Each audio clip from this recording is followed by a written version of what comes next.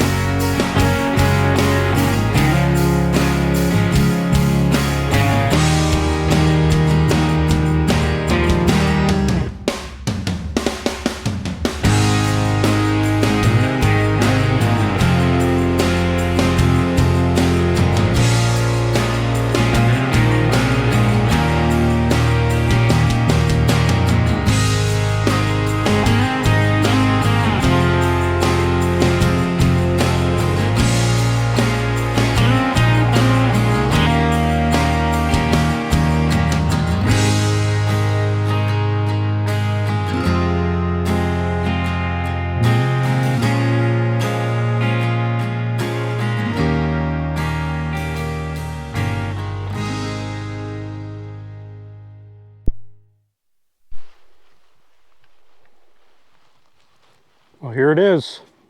1940 all over 70.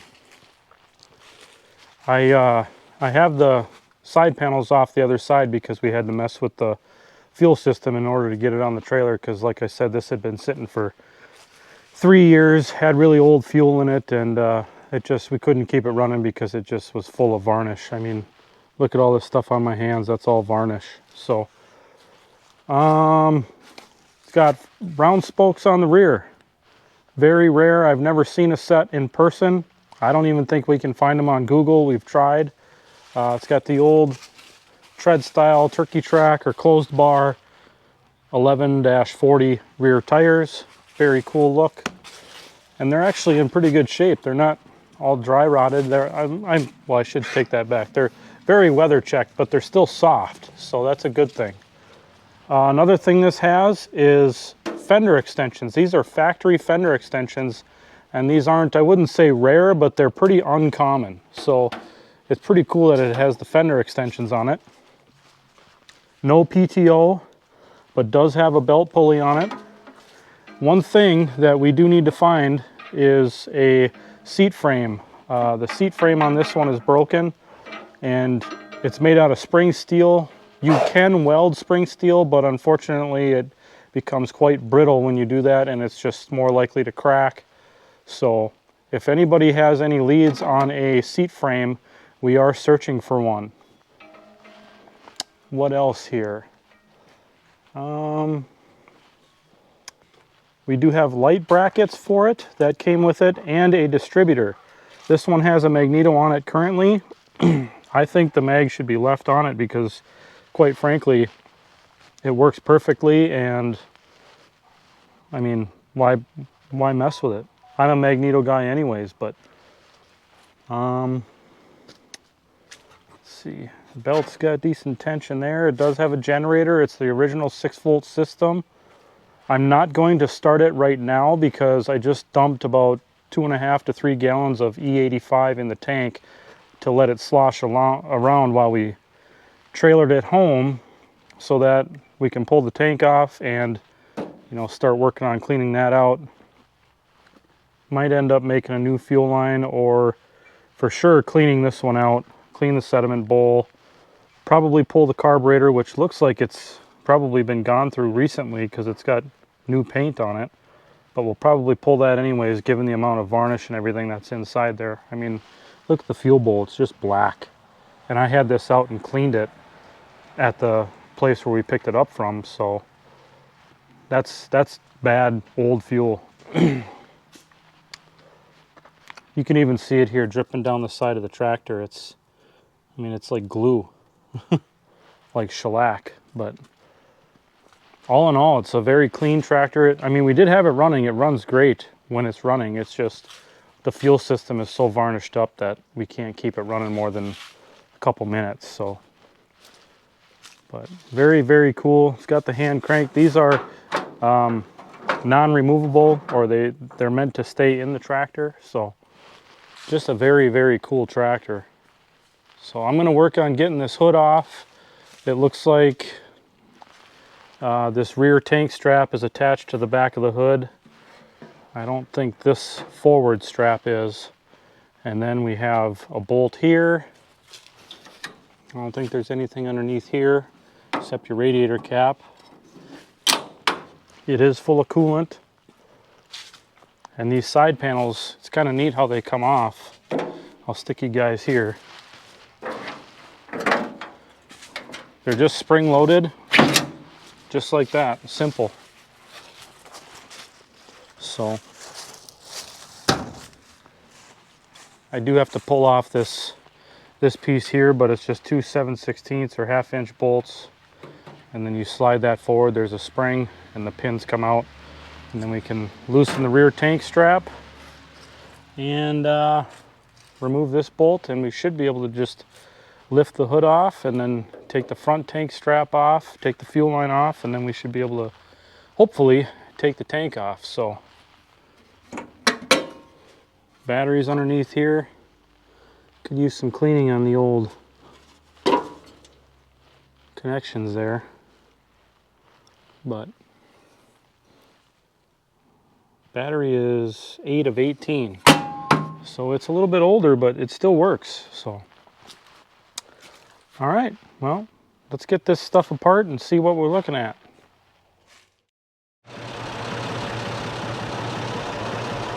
Well, it runs. It ran before, but not very well.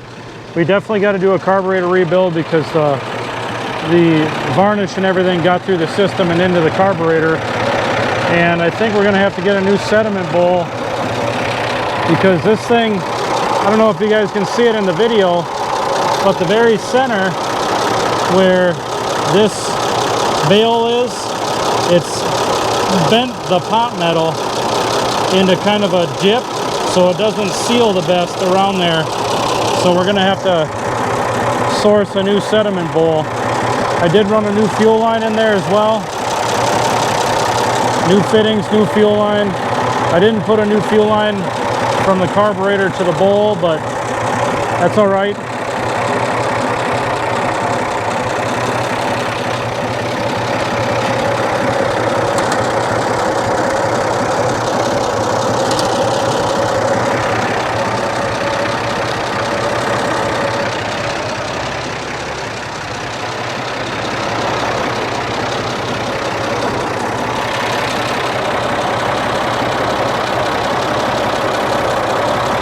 I don't think the generator is charging. It's either that or the gauge isn't working. But got the old AC Delcos in there, if you can see those.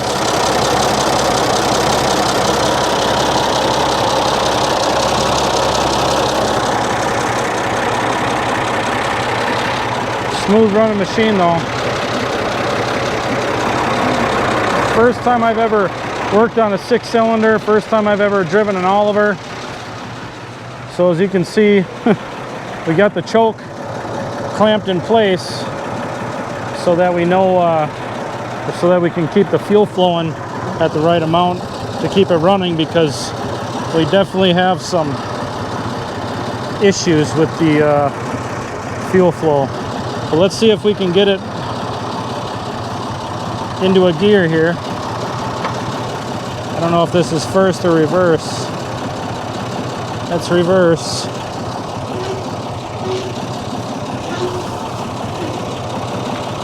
This has got to be first gear, I would think.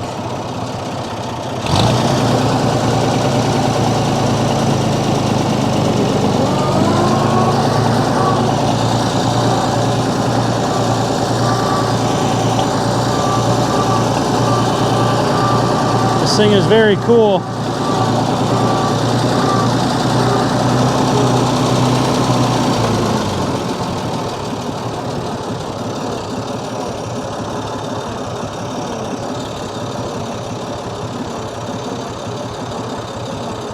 A little bit of smoke, but the fuel that was in this, the guy said it was 2-stroke, so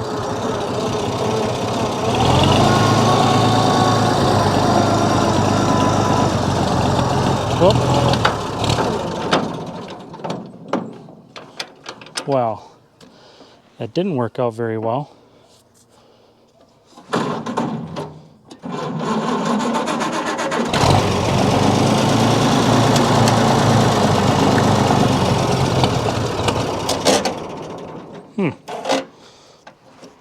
Well,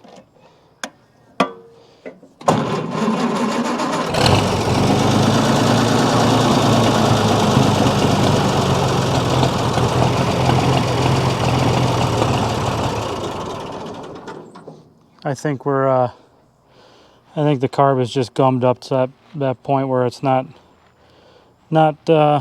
working like it's supposed to.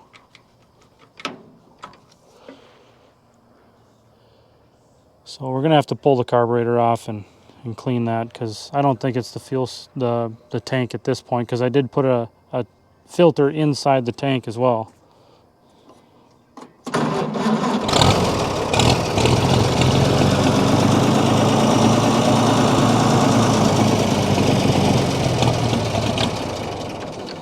Yeah.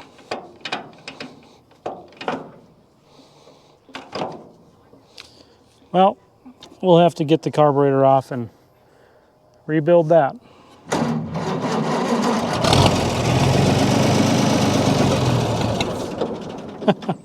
I can't even go 3 feet. Well, here it is. It's parked here. Got the carburetor off of it. Not a bad machine. Very nice original. All the tin work is there. The only thing that's really, I mean, aside from some dents, there's some dents here, but the only thing that's really a bummer is somebody had cut this section of the hood out. I don't know, to see the gas cap or something, but that's the only bummer. Really, that would be an easy patch to put in. Just a piece of sheet metal bent at a 90 degree. But take a look at inside the carburetor here. This is just the varnish that was in it. Look at all that varnish on there. I'm sorry. So if that's any indication, that's probably why it's not running right.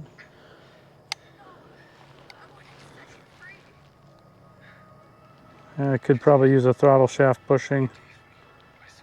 There's a bit of play in there, but yeah, you can even see varnish inside there. So we'll rebuild the carburetor.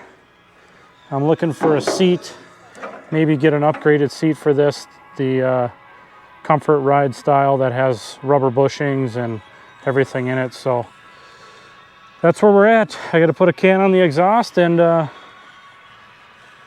another one to dial in. But this is a really good platform to start with. I mean, it runs great when it's running. We just got to get the carburetor fixed up and get a good seat on it, and I think leave it as it is, just the way it is. It's beautiful. It's got a beautiful patina on it. You can still see a little bit of the 70 here. So had some belt work in the past too. You can see where the belt was rubbing on the side. That's farming scars right there, folks. That's agricultural scars. So very pretty original tractor. So there it is, the first Oliver at Rusty Nuts Ranch, 1940 Oliver 70. So thanks for watching, guys. Thanks for coming with, and we'll see you in the next one.